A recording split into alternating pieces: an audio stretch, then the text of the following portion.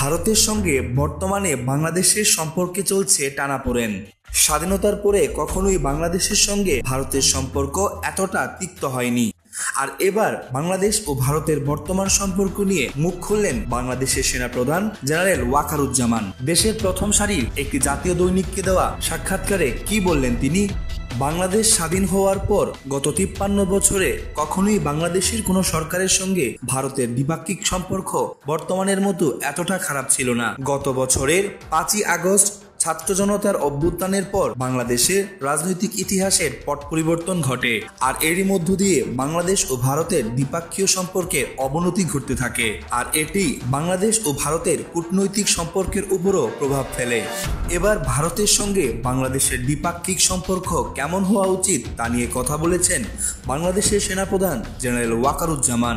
2025 সালের প্রথম দিন দেশের প্রথম সারির একটি জাতীয় গণমাধ্যমকে দেওয়া সাক্ষাৎকারে জেনারেল ওয়াকারুজ্জামান বলেন, ভারত আমাদের গুরুত্বপূর্ণ প্রতিবেশী। আমরা অনেক দিক থেকেই ভারতের উপর নির্ভরশীল। একই সঙ্গে ভারতও আমাদের কাছ থেকে সুবিধা পাচ্ছে। এটা একটা দেয়া নেয়ার সম্পর্কের মতো, কাজেই এই সম্পর্ক হবে ন্যায্যতার ভিত্তিতে। সাক্ষাৎকারে জেনারেল ওয়াকারুজ্জামান বলেন, যে কোনো দেশ সবসময় অন্য দেশ থেকে সহযোগিতা পেতে চাইবে, এটা দোষের কিছু নয়। তবে আমি যদি আদায় করে নিতে না পারি তাহলে সেটা দোষের বিষয়। এই বিষয়গুলো ভালোভাবে দেখতে হবে। আমাদের ন্যায্যতার ভিত্তিতে সুসম্পর্ক বজায় রেখে চলতে হবে।